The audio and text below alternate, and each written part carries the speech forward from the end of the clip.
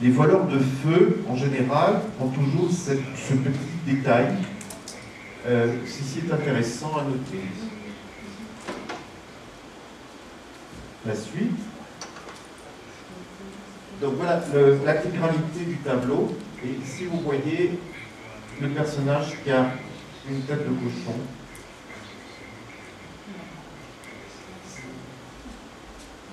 Jérôme Bosch, donc la tentation de Saint-Antoine. Alors évidemment, tous les monstres qui entourent le saint. Vous voyez ici le feu de l'enfer qui est par derrière. Encore des démons ici. Et là,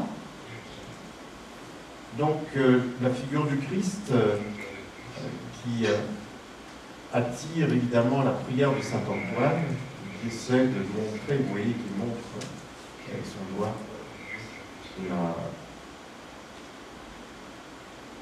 l'autel en quelque sorte ici, où se trouve le Christ, comme s'il était au fond attaché cramponné, on va dire, à cette image du Christ, alors qu'il est environné de tous les dangers, de toute du mal. Peut-être ici une représentation de la tour de Babel. C'est curieux de retrouver cette image biblique dans la tentation de Saint-Antoine. Mais Jérôme Bosch a représenté par ailleurs aussi une tour de Babel. C'est curieux de la retrouver ici. Voilà, la suivante. Alors ici, c'est une tentation avec des démons qui viennent tirer Saint-Antoine par les cheveux. Vous voyez, à des bêtes qui l'entourent de tous les côtés et qui viennent vraiment lui faire subir toutes sortes de tortures.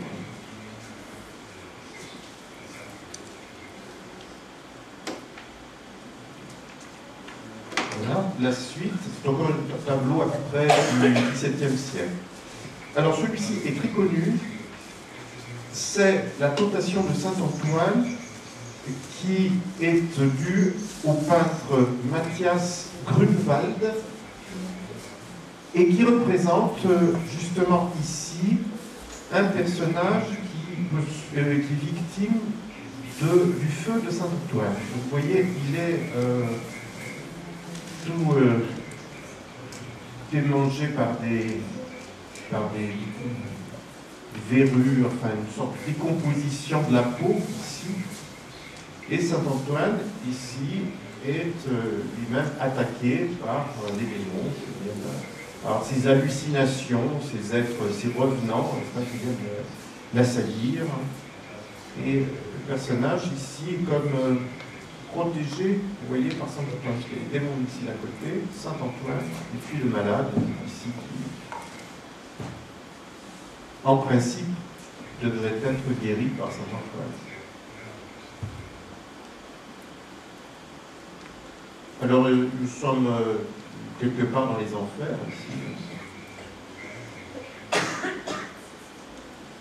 Et là, évidemment, une vision céleste.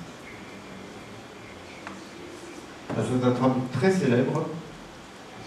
Il y a eu un grand retentissement dans l'histoire de l'art occidental, puisque beaucoup d'écrivains l'ont évoqué, voire parfois des musiciens également.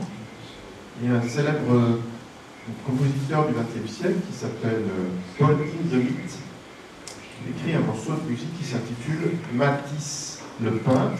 En fait, Matisse, c'est Matthias Grunewald, et c'est une sorte de description musicale du tableau de Matthias Grunewald. C'est assez intéressant de voir une œuvre musicale représenter symboliquement une image. Il y a un symbolisme sonore qui vient répondre au symbolisme visuel de cette évocation. Voilà, suivante. Alors voici le feu, ici, donc Saint-Antoine, on reconnaît toujours avec cette... j'en ai pas parlé non plus, c'est le tau.